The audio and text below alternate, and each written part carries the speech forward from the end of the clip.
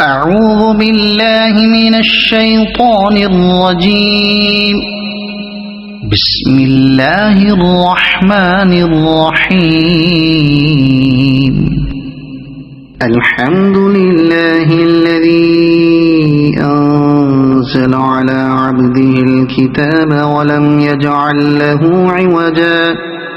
قيما لينذر بأسا شديدا من لدنه ويبشر المؤمنين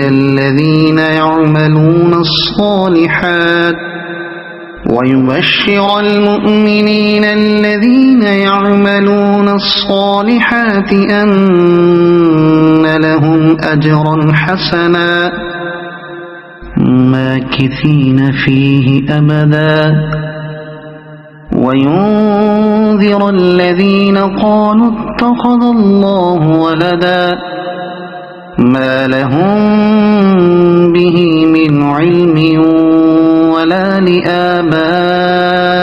لآبائهم كبرت كلمة تخرج من أفواههم إن يقولون إلا كذبا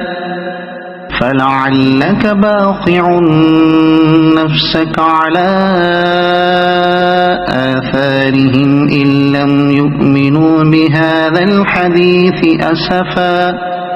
إنا جعلنا ما على الأرض زينة لها لنبلوهم أيهم أحسن عملا وإنا لجاعلون ما عليها صعيدا جرزا أم حسبت أن أصحاب الكهف والرقيم كانوا من آياتنا عجبا إذ أوى الفتية إلى الكهف فقالوا ربنا آتنا من لدنك رحمة وهيئ لنا من أمرنا رشدا فضربنا على آذانهم في الكهف سنين عددا ثم بعثناهم لنعلم أي الحزبين أحصى لما لبثوا أمدا نحن نقص عليك نبأهم بالحق إنهم فتية آمنوا بربهم وزدناهم هدى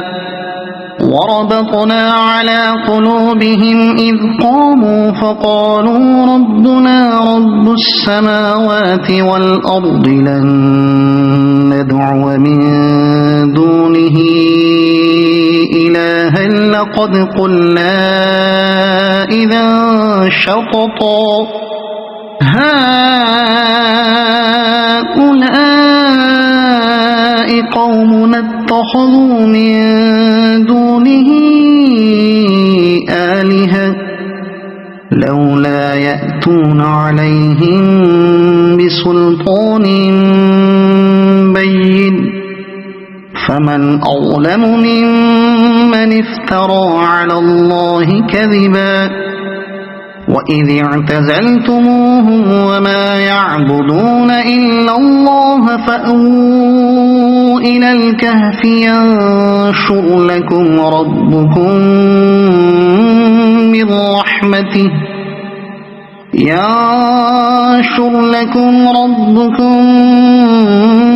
من رحمته ويهيئ لكم من أمركم مرفقا وترى الشمس إذا طلعت تزاور عن كهفهم ذات اليمين وإذا غربت تقرضهم ذات الشمال وهم في فجوة منه ذلك من آيات الله من يهد الله فهو المهتد ومن يضلل فلن تجد له وليا مرشدا وتحسبهم أيقاظا وهم رقود ونقلبهم ذات اليمين وذات الشمال وكلبهم باسط ذراعيه بالوصيد لو اطلعت عليهم لوليت منهم فرارا ولملئت منهم رعبا وكذلك بعثناهم ليتساءلوا بينهم قال قائل منهم كم لبثتم قالوا لبثنا يوما أو بعض يوم قالوا ربكم أعلم بما لبثتم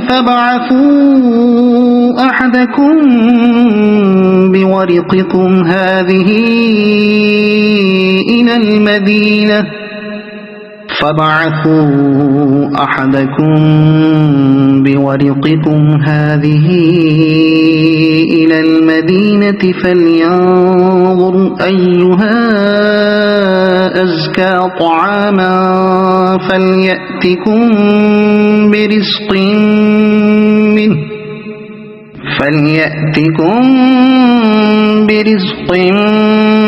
منه وليتلطف ولا يشعرن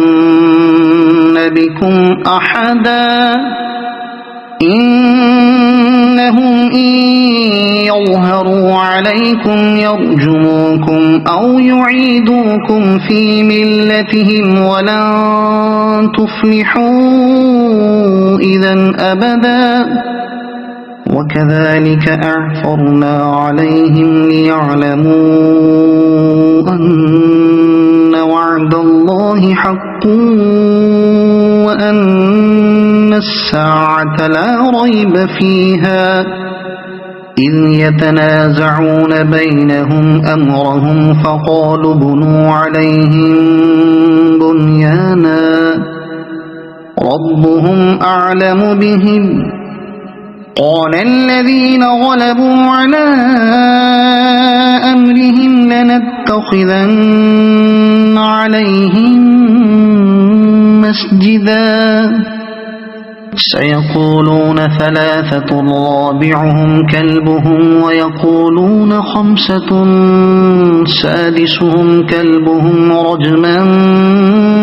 بالغيب ويقولون سبعة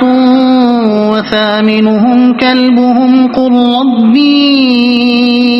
أعلم بعدتهم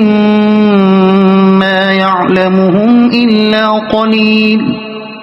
فلا تمار فيهم إلا مراء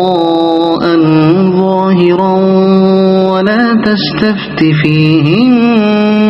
منهم أحدا ولا تقولن لشيء إني فاعل ذلك غدا إلا أن يشاء الله واذكر ربك إذا نسيت وقل عسى أن يهديني ربي لأقرب من هذا رشدا ولبثوا في كهفهم 300 سنين وازدادوا 9 قل الله أعلم بما لبثوا له غيب السماوات والأرض أبصر به وأسمع ما لهم من دونه من ولي ولا يشرك في حكمه أحدا واتل ما أوحي إليك من كتاب ربك لا مبدل لكلماته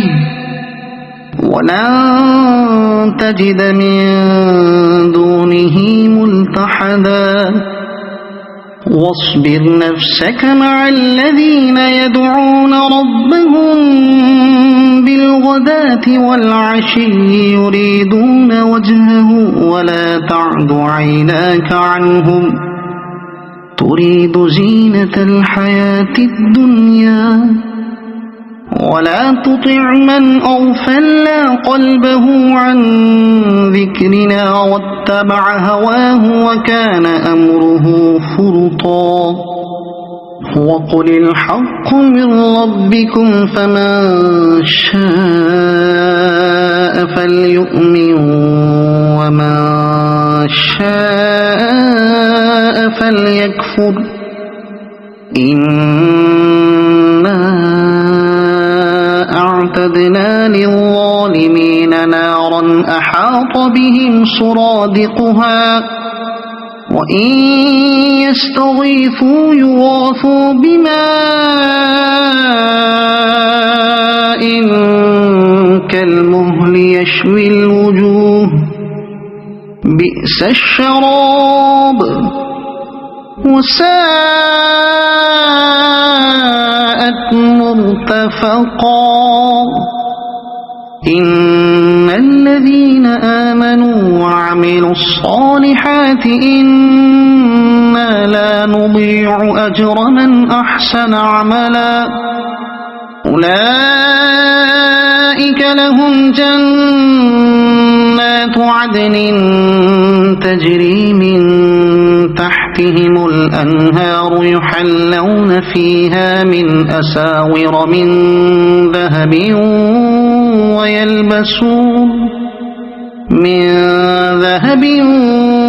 ويلبسون ثيابا خضرا من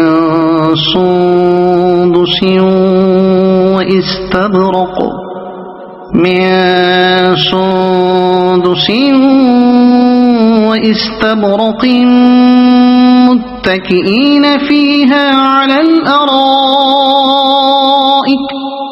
واستبرق متكئين فيها على الأرائك نعم الثواب وحسنت مرتفقا واضرب لهم مثل الرجلين جعلنا لأحدهما جنتين من أعناب وحففناهما بنخل وجعلنا بينهما زرعا كلتا الجنتين آتت أكلها ولم تظلم منه شيئا وفجرنا خلالهما نهرا وكان له ثمر فقال لصاحبه وهو يحاوره أنا أكثر منك مالا وأعز نفرا ودخل جنته وهو ظالم لنفسه قال ما أظن أن تبيد هذه أبدا وما أظن الساعة قائمة ولئن رددت إلى ربي لأجدن خيرا منها منقلبا قال له صاحبه وهو يحاوره أكفرت بالذي خلقك من تراب ثم من نطفة ثم سواك رجلا لكن هو الله ربي ولا أشرك بربي أحدا ولولا إذ دخلت جنتك قلت ما شاء الله لا قوة إلا بالله إن ترني أنا أقل منك مالا وولدا فعسى ربي أن يؤتيني خيرا من جنتك ويرسل عليها حسبانا من السماء فتصبح صعيدا زلقا أو يصبح ماؤها غورا فلن تستطيع له طلبا وأحيط بثمره فأصبح يقلب كفيه على ما أنفق فيها وهي خاوية على عروشها ويقول يا ليتني لم أشرك بربي أحدا ولم تكن له فئة ينصرونه من دون الله وما كان منتصرا هنالك الولاية لله الحق هو خير ثوابا وخير عقبا واضرب لهم مثل الحياة الدنيا كماء أنزلناه من السماء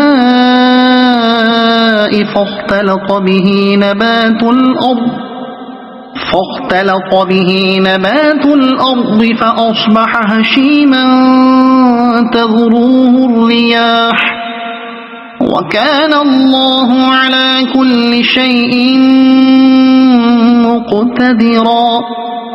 المال والبنون زينة الحياة الدنيا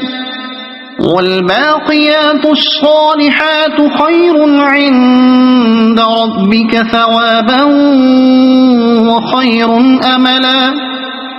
ويوم نسير الجبال وترى الأرض بارزة وحشرناهم فلم نغادر منهم أحدا وعرضوا على ربك صفا لقد جئتمونا كما خلقناكم أول مرة بل زعمتم أن لن نجعل لكم موعدا ووضع الكتاب فترى المجرمين مشفقين مما فيه ويقولون يا ويلتنا ما لهذا الكتاب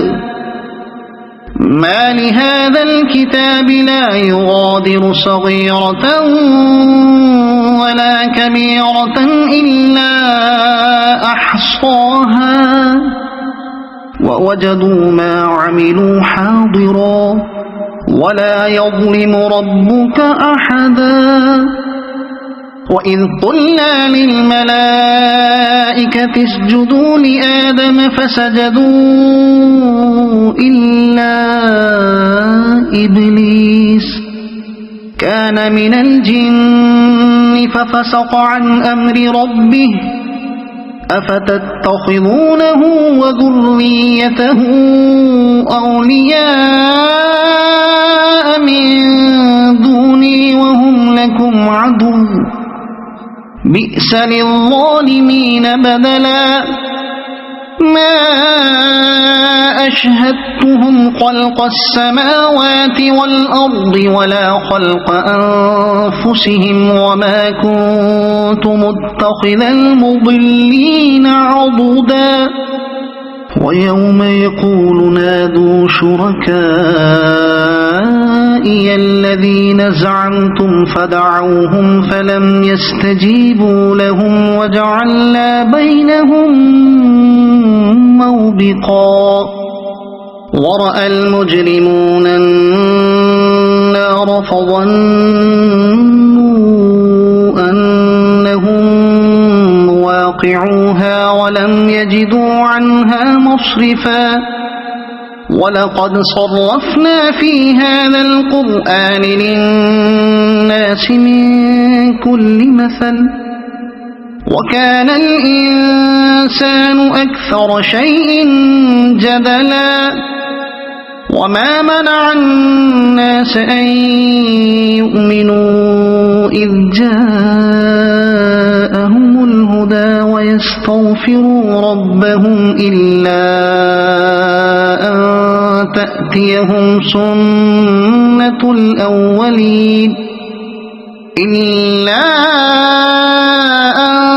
تأتيهم سنة الأولين أو يأتيهم العذاب قبلا وما نرسل المرسلين إلا مبشرين ومنذرين ويجادل الذين كفروا بالباطل ليدحضوا به الحق واتخذوا آياتي وما أنذروا هزوا ومن أظلم ممن ذكر بآيات ربه فأعرض عنها ونسي ما قدمت يداه إنا جعلنا على قلوبهم أكنة أن يفقهوه وفي آذانهم وقرا وإن تدعهم إلى الهدى فلن يهتدوا إذا أبدا وربك الغفور ذو الرحمة لو يؤاخذهم بما كسبوا لعجل لهم العذاب بل لهم موعد لن يجدوا من دونه موئلا وتلك القرى أهلكناهم لما ظلموا وجعلنا لمهلكهم موعدا وإذ قال موسى لفتاه لا أبرح حتى أبلغ مجمع البحرين أو أمضي حقبا فلما بلغا مجمع بينهما نسيا حوتهما فاتخذ سبيله في البحر سربا فلما جاوزا قال لفتاه آتنا غداءنا لقد لقينا من سفرنا هذا نصبا قال أرأيت إذ أوينا إلى الصخرة فإني نسيت الحوت وما أنسانيه إلا الشيطان أن أذكره واتخذ سبيله في البحر عجبا قال ذلك ما كنا نبغي فارتدا على آثارهما قصصا فوجدا عبدا من عبادنا آتيناه رحمة من عندنا وعلمناه من لدنا علما قال له موسى هل أتبعك على أن تعلمني مما علمت رشدا قال إنك لن تستطيع معي صبرا وكيف تصبر على ما لم تحط به خبرا قال ستجدني إن شاء الله صابرا ولا أعصي لك أمرا قال فإن اتبعتني فلا تسألني عن شيء حتى أحدث لك منه ذكرا فانطلقا حتى إذا ركبا في السفينة خرقها قال أخرقتها لتغرق أهلها لقد جئت شيئا إمرا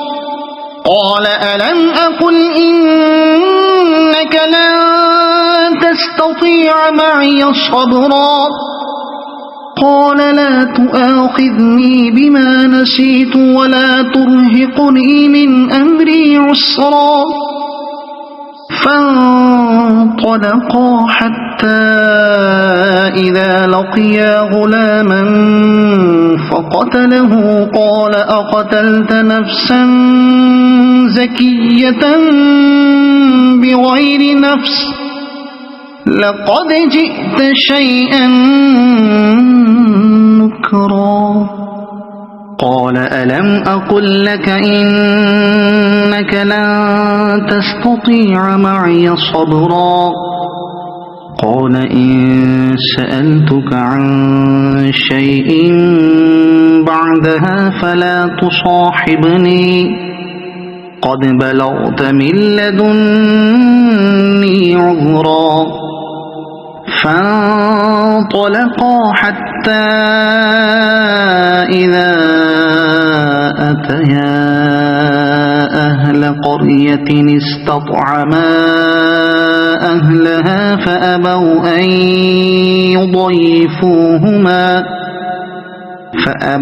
أن يضيفوهما فوجدا فيها جدارا يريد أن ينقض فأقامه قال لو شئت لاتخذت عليه أجرا قال هذا فراق بيني وبينك سأنبئك بتأويل ما لم تستطع عليه صبرا أما السفينة فكانت لمساكين يعملون في البحر فأردت أن أعيبها وكان وراءهم ملك يأخذ كل سفينة غصبا وأما الغلام فكان أبواه مؤمنين فخشينا أن يرهقهما طغيانا وكفرا فأردنا أن يبدلهما ربهما خيرا منه زكاة وأقرب رحما وأما الجدار فكان لغلامين يتيمين في المدينة وكان تحته كنز لهما وكان أبوهما صالحا فأراد ربك أن يبلغا أشدهما ويستخرجا كنزهما رحمة من ربك وما فعلته عن أمري ذلك تأويل ما لم تسطع عليه صبرا ويسألونك عن ذي القرنين قل سأتلو عليكم منه ذكرا إنا مكنا له في الأرض وآتيناه من كل شيء سببا فأتبع سببا إنا مكنا له في الأرض وآتيناه من كل شيء سببا فأتبع سببا حتى إذا بلغ مغرب الشمس وجدها تغرب في عين حمئة ووجد عندها قوما قلنا يا ذا القرنين إما أن تعذب وإما أن تتخذ فيهم حسنا قال أما من ظلم فسوف نعذبه ثم يرد إلى ربه فيعذبه عذابا نكرا وأما من آمن وعمل صالحا فله جزاء الحسنى وسنقول له من أمرنا يسرا ثم أتبع سببا حتى إذا بلغ مطلع الشمس وجدها تطلع على قوم لم نجعل لهم من دونها سترا كذلك وقد أحطنا بما لديه خبرا ثم أتبع سببا حتى إذا بلغ بين السدين وجد من دونهما قوما لا يكادون يفقهون قولا قالوا يا ذا القرنين إن يأجوج ومأجوج مفسدون في الأرض فهل نجعل لك خرجا على أن تجعل بيننا وبينهم سدا قال ما مكني فيه ربي خير فأعينوني بقوة أجعل بينكم وبينهم ردما آتوني زبر الحديد حتى إذا ساوى بين الصدفين قال انفخوا حتى إذا جعله نارا قال آتوني أفرغ عليه قطرا فما استطاعوا أن يظهروه وما استطاعوا له نقبا قال هذا رحمة من ربي فإذا جاء وعد ربي جعله دكاء وكان وعد ربي حقا وتركنا بعضهم يومئذ يموج في بعض ونفخ في الصور فجمعناهم جمعا وعرضنا جهنم يومئذ للكافرين عرضا الذين كانت أعينهم في غطاء عن ذكري وكانوا لا يستطيعون سمعا أفحسب الذين كفروا أن يتخذوا عبادي من دوني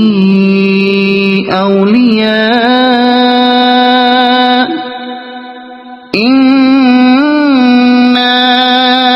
أعتدنا جهنم للكافرين نزلا قل هل ننبئكم بالأخسرين أعمالا الذين ضل سعيهم في الحياة الدنيا وهم يحسبون أنهم يحسنون صنعا أولئك الذين كفروا بآيات ربهم ولقائه فحبطت أعمالهم فلا نقيم لهم يوم القيامة وزنا ذلك جزاؤهم جهنم بما كفروا واتخذوا آياتي ورسلي هزوا إن الذين آمنوا وعملوا الصالحات كانت لهم جنات الفردوس نزلا خالدين فيها لا يبغون عنها حولا قل لو كان البحر مدادا لكلمات ربي لنفد البحر قبل أن تنفد كلمات ربي ولو جئنا بمثله مددا قل إنما أنا بشر مثلكم يوحى إلي أنما إلهكم إله واحد فمن كان يرجو لقاء ربه فليعمل عملا صالحا ولا يشرك بعبادة ربه أحدا. صدق الله العظيم.